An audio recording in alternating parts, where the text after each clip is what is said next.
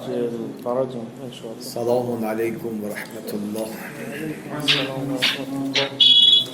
أعوذ بالله السميع العليم من الشيطان الرجيم. بسم الله الرحمن الرحيم. الحمد لله رب العالمين. الصلاة والسلام على أشرف الأنبياء والمرسلين حبيب إله العالم أبي القاسم المصطفى محمد.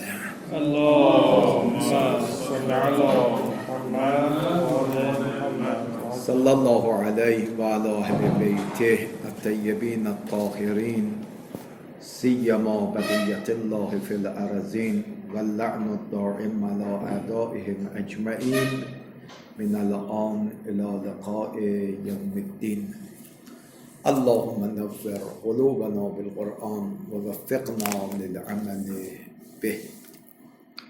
بحث و گفتگویمون پیرامون این سوال بوده است که بر فرض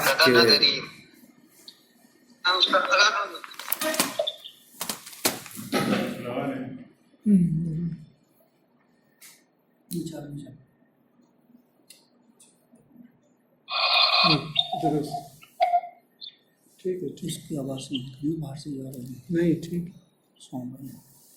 صدا میرسه؟ الان این شد. بله از آقای سلام علیکم. علیکم السلام. بحث در این بود که بر فرض که مسئله ولایت فقیه از مباحث کلامی باشد، آیا جزء اصول دین هست یا جزء اصول مذهب؟ به همین مناسبت جلسه گذشته ما مفصل در رابطه با اصول دین و اصول مذهب با هم گفتگو کردیم. یک تکمله مونده تا به پاسخ این سوال برسیم و اون تکمله هم این است که آیا در قرآن و یا روایات چیزی به نام اصول دین یا اصول مذهب داریم یا خیر؟ بله، جلسه گذشته گفتیم که اصول دین داریم و اصول مذهب. میخوایم که آیا این نامگذاری و این تقسیم منشأ قرآنی یا منشأ روایی داره یا خیر؟ در پاسخ میگوییم که در قرآن و احادیث چیزی به نام اصول دین و اصول مذهب نداریم. یعنی آیه بیاد بگه اینا اصول دینه، اینا اصول مذهبه، یا روایتی بیاد بگه اینا اصول دینه، اصول مذهبه. و به نظر میرسد که برای اولین بار علماء دین در نیمه دوم قرن اول بحث اصول دین رو مطرح کردن. بله؟ یعنی مباحثی که به وجود اومد در صدر اسلام، یواش یواش این مباحث به میون کشیده بود که آیا امامت چیه، انتصابیه یا انتخابی و امثال این مسائل. یواش یواش بحثی را علما مطرح کردن که آیا این جزء اصول دینه یا جزء اصول دین نیست. و الا آیه و روایتی داشته باشیم که آمده باشد نامگذاری کرده باشد دیگر این سه تا اصل جزء اصول دینه و بقیه جزء اصول مذهب باشه، نه آیه و روایت خاصی نداریم. این هم یادداشت بفرمایید. گرچه در برخی از احادیث از پایه ها و ارکان اسلام سخن به میان آمد. مثلا در حدیثی رسول خدا فرمود اسلام بر 5 پایه استوار است: شهادت به توحید، نبوت، نماز،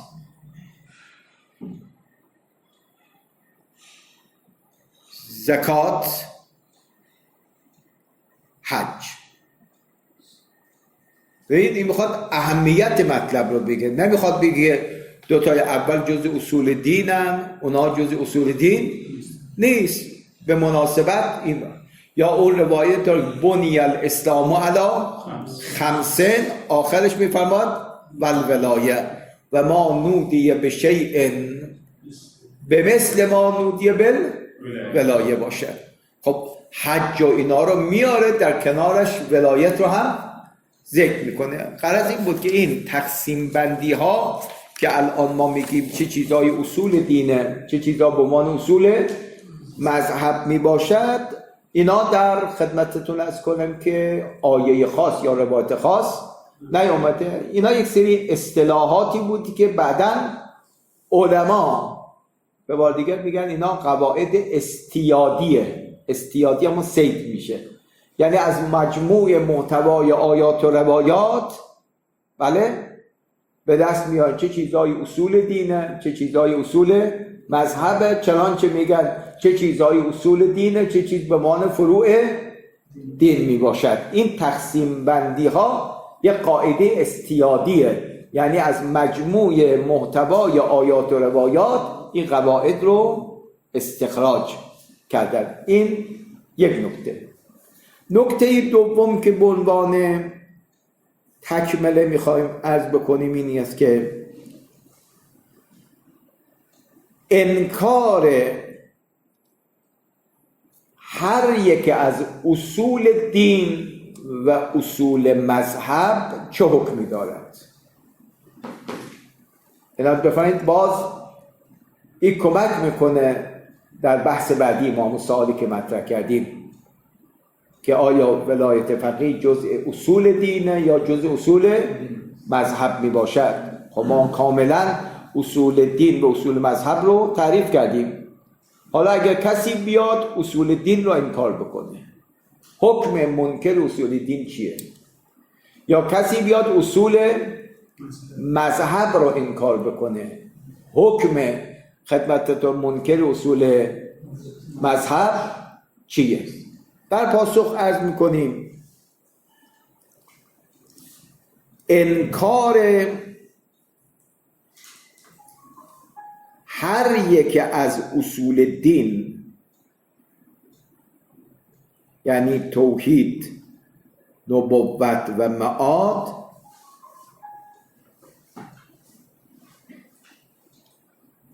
موجب خروج از دین و کفر می شود.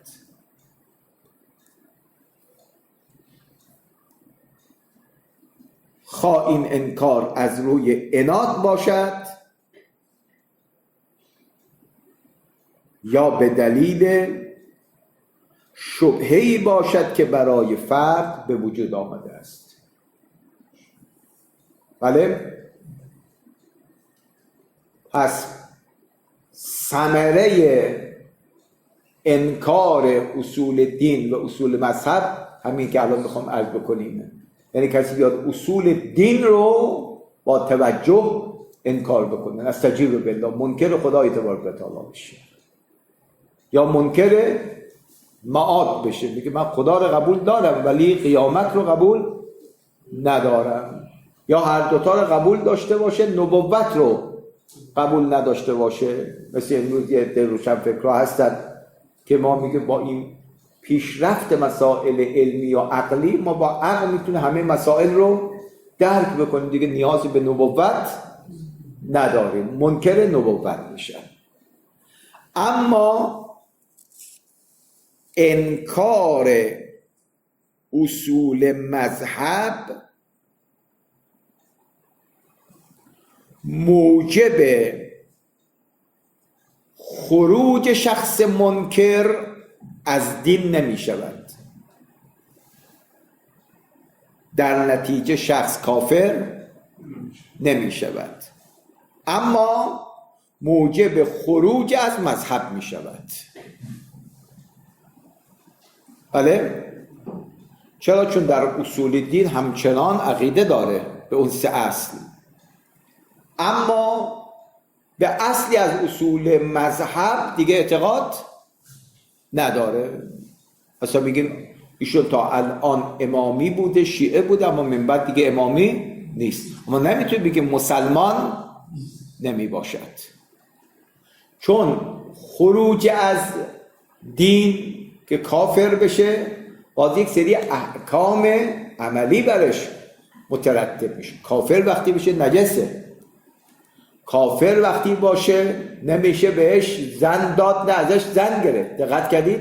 ازدواج با او حرام میباشه، ارث نمیبره از مسلمان و احکامی مترتب میشه.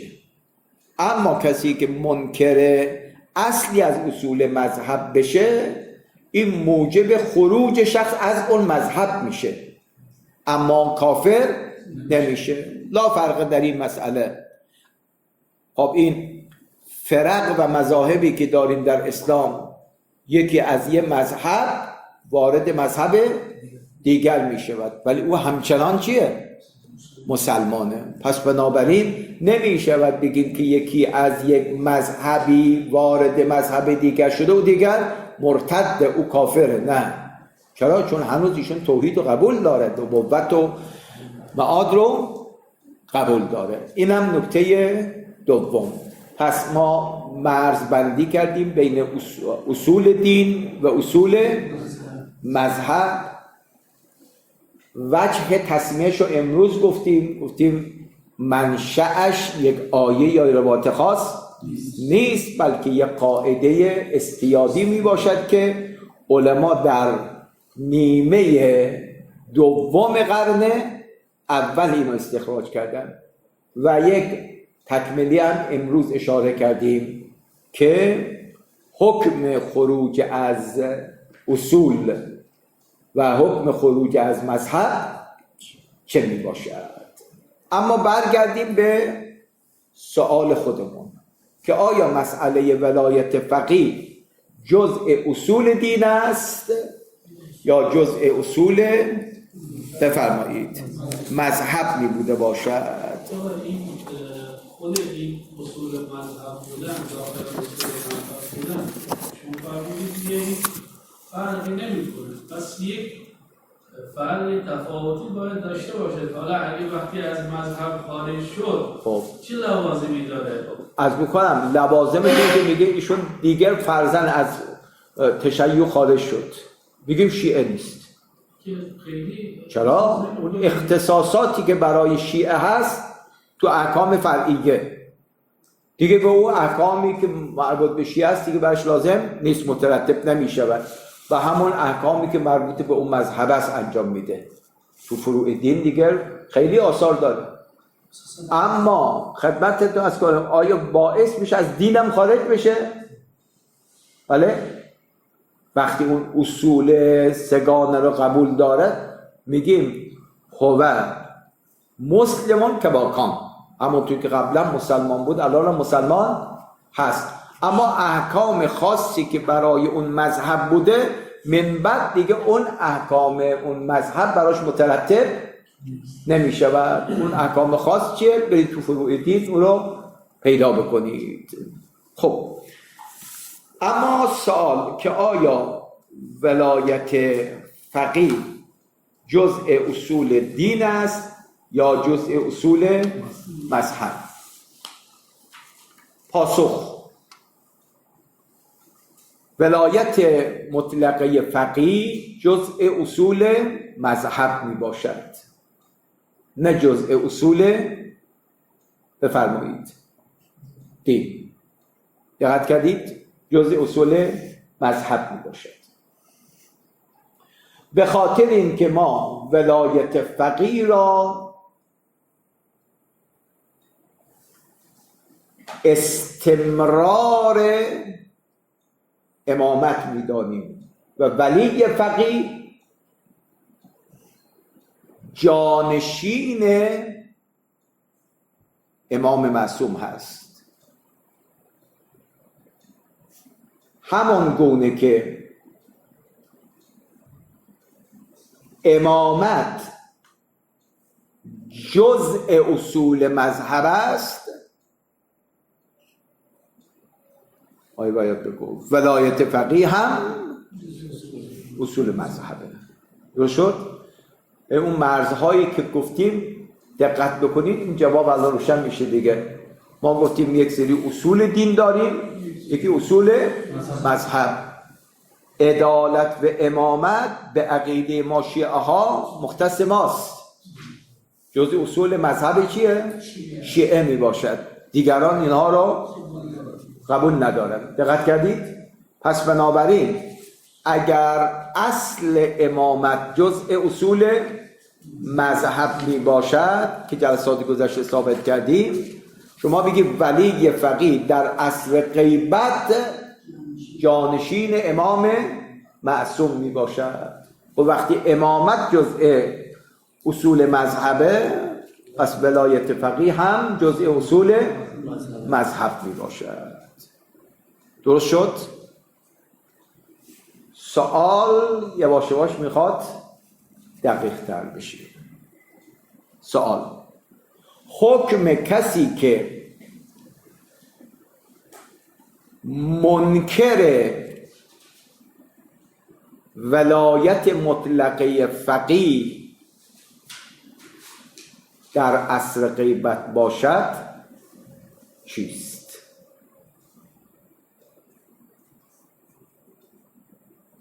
ای عزیزان، اینجای مقداری دقت لازمه.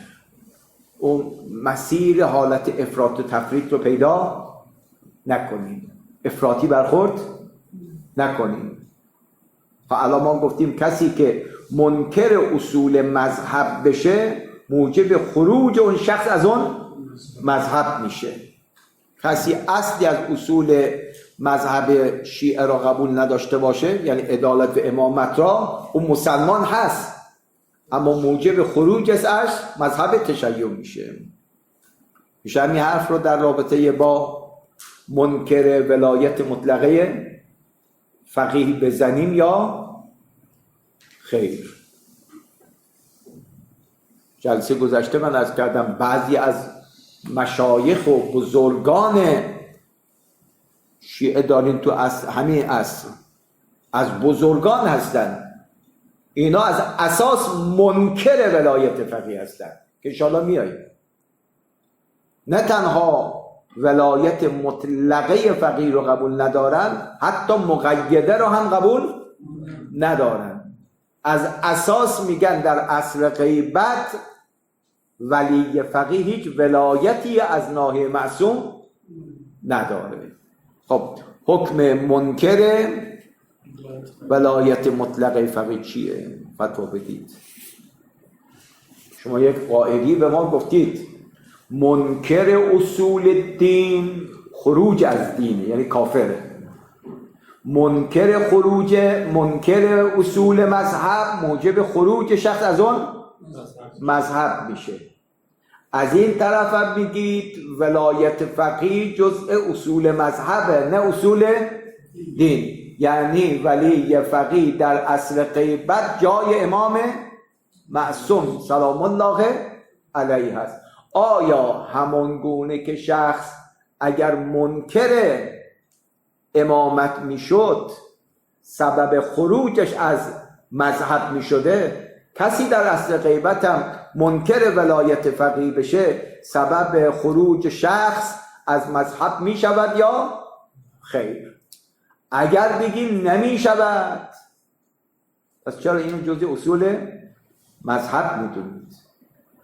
اگر جزء اصول مذهب است که هست به عقیده قائلین به ولایت مطلقه فقیه، چرا انکارش سبب خروج از مذهب نمی شود؟ دقت فرمودید؟ پاسخ: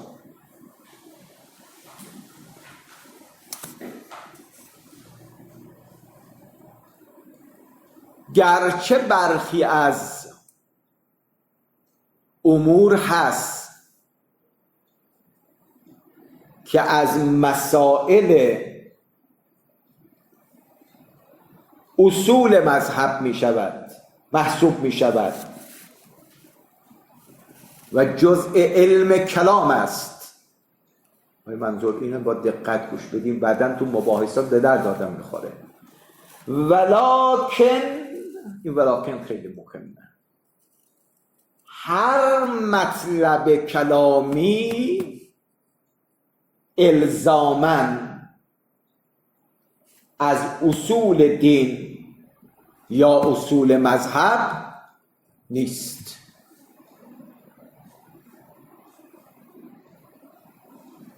عنایت میکنید؟ در نتیجه چنان نیست که انکار این مسئله سبب خروج شخص از آن مذهب بشه. خب من یه توضیح بدم بعد چند تا مثال میزنم. عنایت کنید. ما یک عنوان عام داریم به نام اصول دین، عنوان عام داریم به نام اصول مذهب. هر کدام برای خودشان زیر مجموعه های فراوانی دارن. درست شد؟ زیر مجموعه ها مرتبط با این اصول مذهب میشن یا مرتبط با اصول دین میشن. اما آیا دلیل داریم عقلا و نقلا که هر چیزی که مرتبط با اصول دین میشه بله حکم اصول دین را دارد؟ یعنی اعتقاد به او واجب است و انکارش سبب خروج از اصول دین بشه، خروج از دین بشه؟ یا هر مسئله از مسائل به نحوی از آنها مرتبط به اصول مذهب باشد بله اعتقاد به او هم باید واجب باشد، به گونه‌ای که اگر او رو انکار بکنیم سبب خروج شخص از اون مذهب بشه. آیا بفرمایید نمایی دلیلی بفرمایید؟ نداریم. دقت فرمودید؟ بله یه چیزی میتواند مرتبط با اصول مذهب باشد اما انکار او سبب خروج شخص از اون مذهب نباشد. دلیل بر مسئله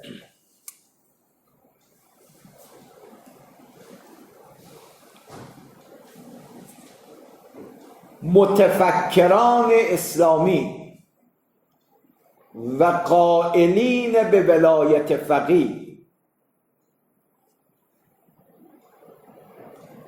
اگر مسئله ولایت فقیه را به عنوان یک مسئله کلامی مطرح می‌کنند بر اساس نیابت فقیه از امام معصوم است، نه این که خود ولایت فقیه در حد اصول مذهب باشد. عنایت فرمودید؟ میگه در عصر غیبت ولی فقیه نائب امام زمان سلام الله علیه هست، اما هیچ فقیه نیامده که بگه ولی فقیه در حد امام معصوم می باشد. دقت فرمودید؟ نه. بعدا بر اختیارات ولی فقیه با هم گفتگو میکنیم، اما کسانی که معتقد به ولایت فقیه هستند از اونا که سوال بکنید میگید گرچه ولی فقیه عنایت کنید گرچه ولی فقیه در اصل غیبت جانشین امام معصوم هست اما ما او رو در حد امام معصوم و جزء اصول مذهب نمیدانیم. عنایت فرمودید؟ نتیجه میخوام بگیم یادداشت بفرمایید. شاهد بر این مسئله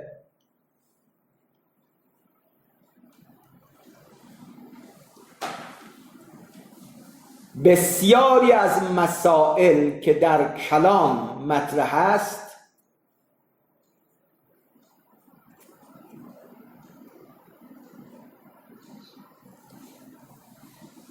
مثلا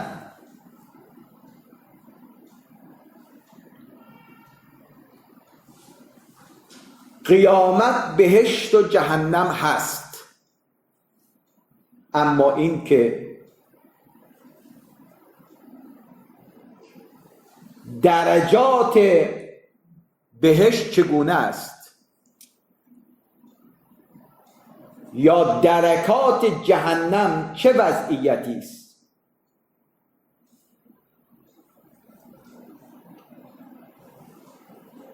اینها جزء اصول دین بفرمایید هست یا نیست؟ جزء اصول دین نیست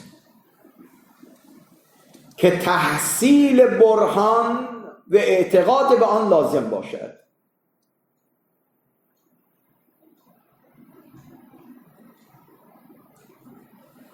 در اصول مذهب همین گونه هست.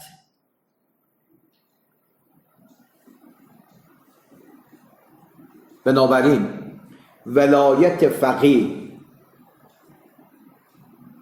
نه مانند نبوت است و نه مانند امامت.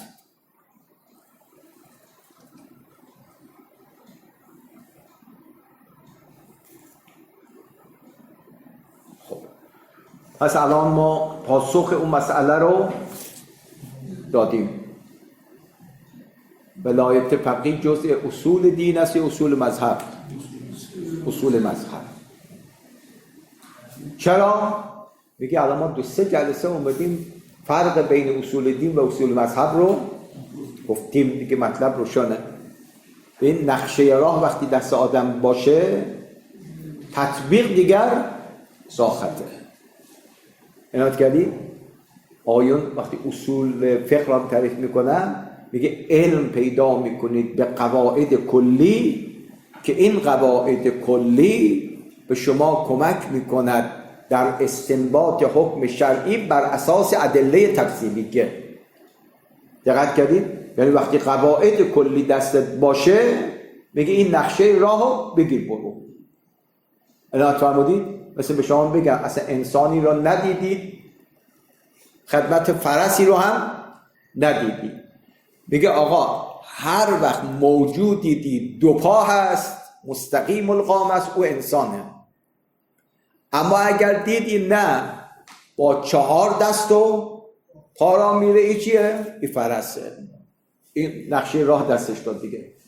این کسی که تازه اولین بار میخواد فرزند بیاد این دنیا، این تا میاد نگاه میکنه موجود مستقیم القامه پیدا بکنه سری میگه این انسانه. میگه از کجا میگی؟ میگه نقشه راه رو به من دادن. دقت بدید؟ مستقیم القامه نباشه 4 دست و پا باشه میگه این انسان نیست، غیر انسانه. قواعد کلی هم همینه، یعنی یه نقشه راه رو میدن دستت بعد میگه برو استنباط بکن حکم شرعی را. اقم الصلات چی میگید؟ میگه اقم فعل امر. اینو کجا یاد گرفتید؟ تو صرف ادبیات. تو اصول به ما گفته امر ظهور در وجوب دارد، پس اقم الصلات هم ظهور در وجوب داره. این نقشه راست. اینجا الان اصول دین، اصول مذهب، مسائل شما عرض کردیم. حالا گفتیم که عقیده به ولایت فقیه جز اصول مذهبه. پس بنابراین اگر کسی اومد از روی دلیل گفت من در عصر غیبت معتقد به ولایت فقیه نیستم، که ما اینکه داریم انشاءالله به وقتش میاد، میگیم ایشون ولایت فقیه رو قبول ندارد، اما سبب نمیشه بگین ایشون دیگه شیعه نیست. دقت فرمودید؟ چرا؟ کم من نظیر مطلبی جزء مسائل اصول مذهب باشد قبول نداشتن اون مسئله بفرمایید سبب خروج از مذهب نمی شود. وقتی ما میگیم ولایت مطلقه فقیه یه وقت مشخصات ذاتی امام هست، مثلا معصومه. وقتی ما میگیم ولایت مطلقه فقیه ای که باید اون درجات بهش اونا اهمیتش حالا به این اندازه نیست یا درکات جهنم. ای که وقتی ما میگیم ولایت مطلقه فقیه به قول حضرت امام هم مثل فرقی نمیکنه در چی؟ در شؤونات. تو شؤونات همون شأن چی رو داره؟ همونطور که امام معصوم میتونه حکومت تشکیل بده این هم میتونه حکومت تشکیل بده. وقتی همه چیز یک چیز باشه عرض میکنم به این برداشت شما یکی دیگه میاد میگه نه خیر من این شأن رو برای فقیه قائل نیستم. مثلا یکی بیاد آقا درجات بهش اینجوریه بر اساس فلان ادله، یکی میخواد میگه نه من بر اساس ادله این درجات بهش رو قبول ندارم. نه اینجور نیست. تجسم آیا بهش جهنم معاد جسمانی یا روحانیه؟ جواب بده. جواب بده. اجازه بده من اینجا ثابت بکنیم. گوش بده من میگم دارم نظیر دارم میگم معاد جزء اصول دین هست یا نیست؟ معاد جسمانی یا روحانیه؟ بعضیا میگن روحانی بعضیا جسمانی. پس بعضیا میگن روحانیه یعنی معاد جسمانی رو چرا کردن؟ منکره. آیا کسی که منکر معاد جسمانیه خروج از اصول دین پیدا کرده؟ گوش بده الان جواب من اینجا مطلقه فقیه را میگم اجازه نمیدی شما خود چیز داخل تو آقا گوش بده حرف اینجا جواب من رو بده. کسی که منکر معاد جسمانی شده خروج از اصول دین پیدا کرده؟ چرا؟ چون برداشته فرعیات اون چیزه یعنی خیلی فرعیات اصلی نیست. آیا ولایت فقیه جزء فرعیات استمرار امامت هست یا نیست؟ اگه امام باشه نوبت به ولی فقیه نمیرسه که. فرعیات نیست. ما میگیم مثل دقیقاً مثل امامت. در چی؟ در اون خط شرح وظائف نه از نظر جایگاه. نه من میگم ولی جایگاهش هم از بکنم ولی فقیه دقت کردی؟ میگیم از نظر شؤونات یعنی تمام چیزهایی که معصوم میتونست انجام بده ولی فقیه هم میتونه انجام بده. این کی میگه؟ معتقد به ولایت فقیه. اما یه عده هستن میگم من بر اساس ادله میگم نه این چنین جایگاهی برای ولی فقیه در اصل غیبت نیست. مثل کسی که میگه من عقلاً و نقلاً معتقد به معاد هستم اما معاد جسمانی رو قبول ندارم. این دلیل نمیشه که از اصول دین خارج بشه. میگه کسی که منکر ولایتی چیه؟ فقیه هست. میگه شما با دلیل عقلی و دلیل نقلی میگه در عصر غیبت ولی فقیه جانشین کیه؟ امامه. من این جانشینی رو قبول ندارم. چه دلیل خارج از دین بشه مذهب بشه؟ شما یه دلیلی بیارید که بگویید که ایشان با این انکار خروج از مذهب پیدا کرده. به این مجتهدی که 70 سال درس خونده بگین تو ما دیگه شیعه نیستیم. میشه بگیم؟ این کی میگه؟ میگه شما معتقد دارید میگید با دلایل ما همین میگیم کسی با دلایل نرسید به اینکه ولایت همین داریم میگیم. پس میگیم آقای عزیز کسی که منکر ولایت فقیه هست حتما دلیل داره دیگه. کسی که منکر چیه؟ ولایت فقیه. عرض کردم بعضی از بزرگانی داریم که حضرت امام فرمود در ارتباط عدالتشون بحث نکنید، تو به اسمتش ما بحث داریم. یعنی اینقدر در تقوا ولی ولایت فقیه رو قبول نداره.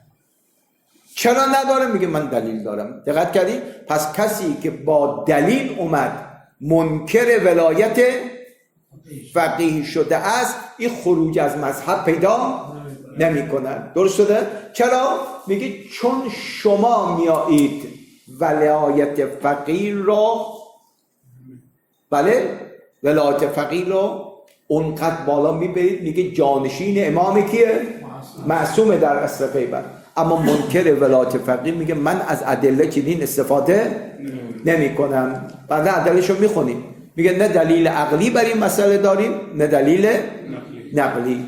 میگه این همه دلیل نقلی چیه؟ میگه اونها برای من حجت نیستن. شما بعداً با دلیل بیارید که نه این انکار شما انکار درستی نیست. ولی تا زمانی که ایشون روی انکار خودش پابرجا هست، میگه این جایگاهی که شما قبول دارید من قبول ندارم. دقیقاً مثل این که کسی بیاد میگه آقا معاد هم جسمانی هم روحانیه، اما یه عده میگه فقط معاد چیه؟ روحانیه، اصلا معادی جسمانی نداریم. شما نمیتونید بگید کسی که منکر معاد جسمانیه و اصلا منکر معاد است، خروج از اصول دین پیدا کرده. نه، این حرف رو نمیتونیم بزنیم. پس میشود یک مسئله از مسائل اصول مذهب باشد ولی انکار او سبب خروج از مذهب نمی باشد. منتهای مراتب اینجا یک تذکره، یه بحث انکار، یک بحث ضدیته. دقت کنید، مرز بگیرید. یه میاد از در علمی میگه من ولایت فقیه رو قبول ندارم، خب مشکل نداره. اما یه وقت میگه که علاوه که قبول ندارد ضدیت خودش رو هم میخواد نشون بده. نه، اون بحث دیگره. یعنی وقتی بحث ضدیت به میان بیاد اونجا مطلب دیگره. اما صرف انکار و مخالفت سبب خروج شخص از مذهب نخواهد شد. یک چیزه به نظر من یک چیزه، وقتی ما میگیم مثلا همین ضدیت مصاحبه ضدیت عملیه، ضدیت عملیه. من دیگه بار داره. مخالفت یعنی انکار از نظر عقیده، یعنی من این جایگاه رو قبول ندارم، دست به هیچ کاری هم نمیزنه. اما یه وقت یعنی که نه، علاوه بر این که مبنایی قبول نده عملا هم میخواد ضدیتش به خاطر همین که اونو قبول نداره. میگم دیگه تا زمانی که این انکار به ضدیت نرسه مشکلی نداره. مثلا شما کفار ذمی رو چی میگید؟ کافره. شما مخالفت میکنید باشون، برخورد میکنید؟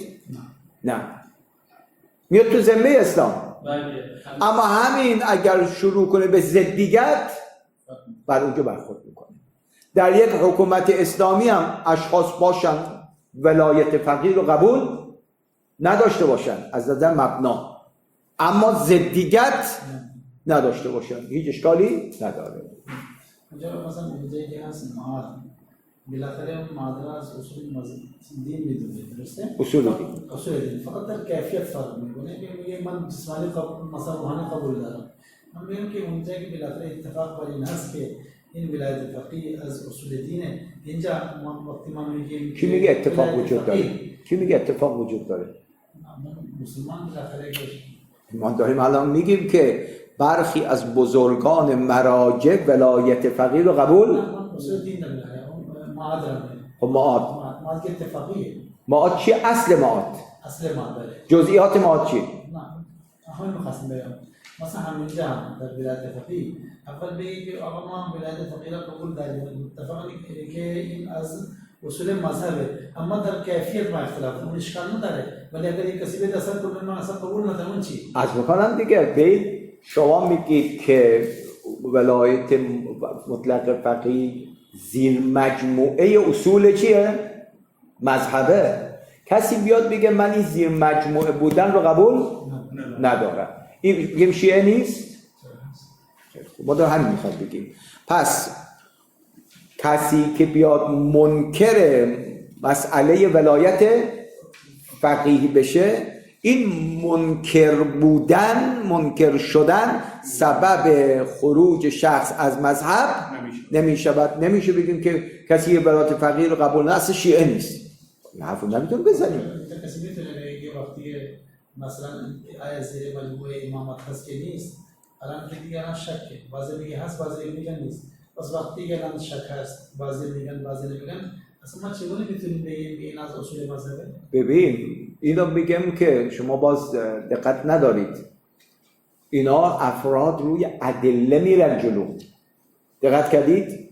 شمایی که قائل به چی هستین؟ ولایت مطلقه فقیه هستید، میگید آقا من با دلیل عقلی و نقلی ثابت میکنم که این جزء چیه؟ مسائل اصول مذهبه.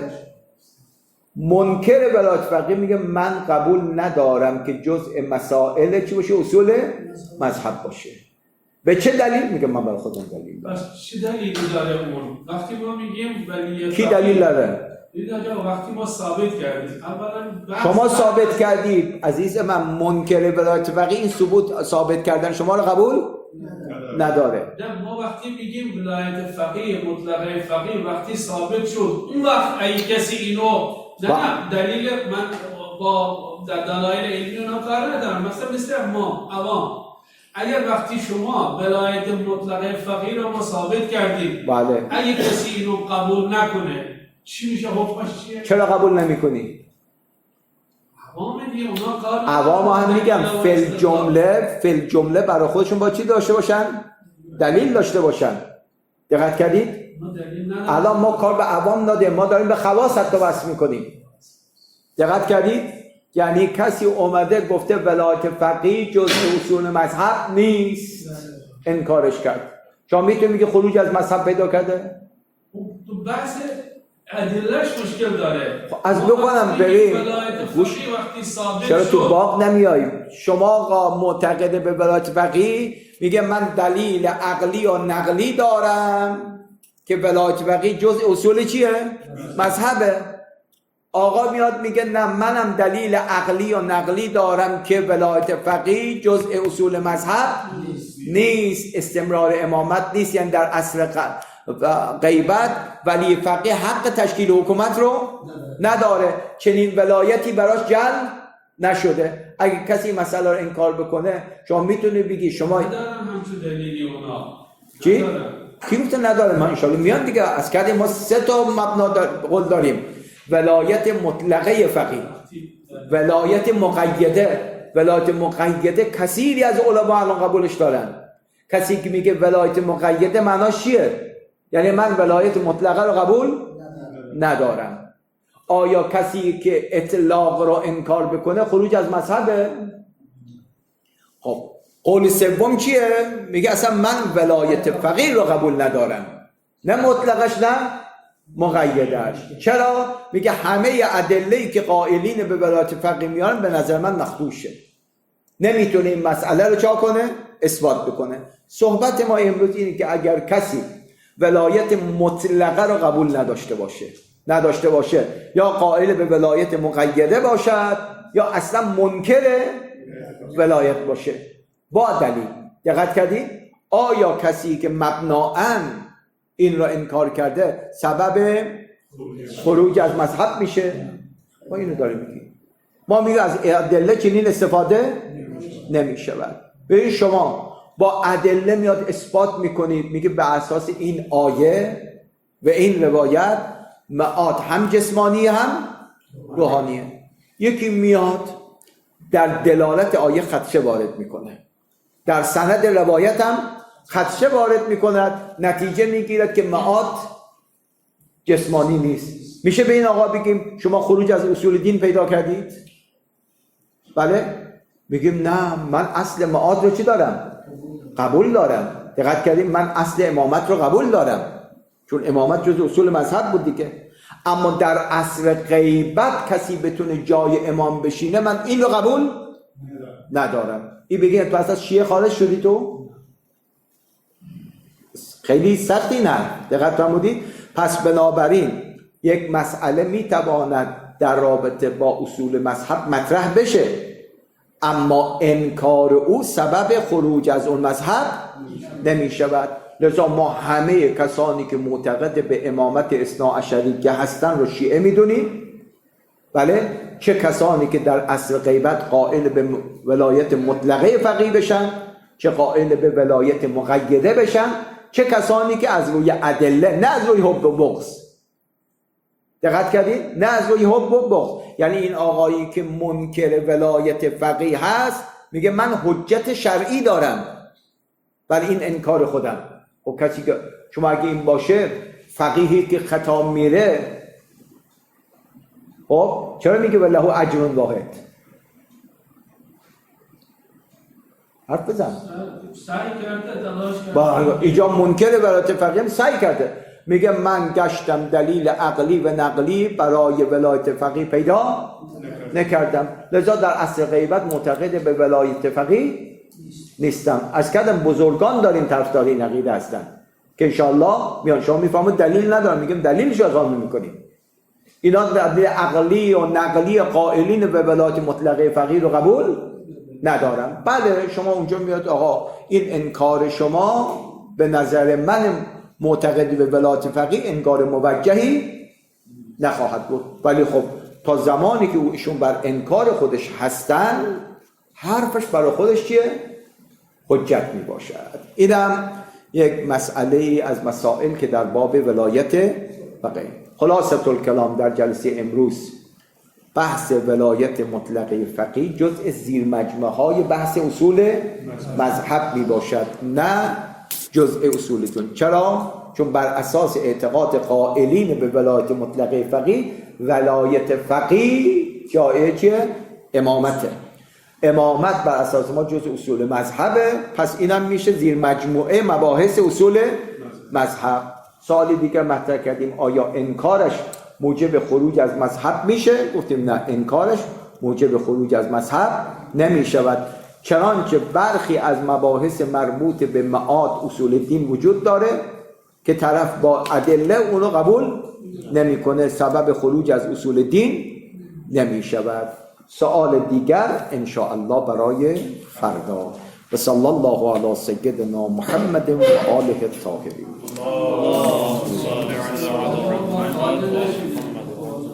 خب الان بشین غالب میشه.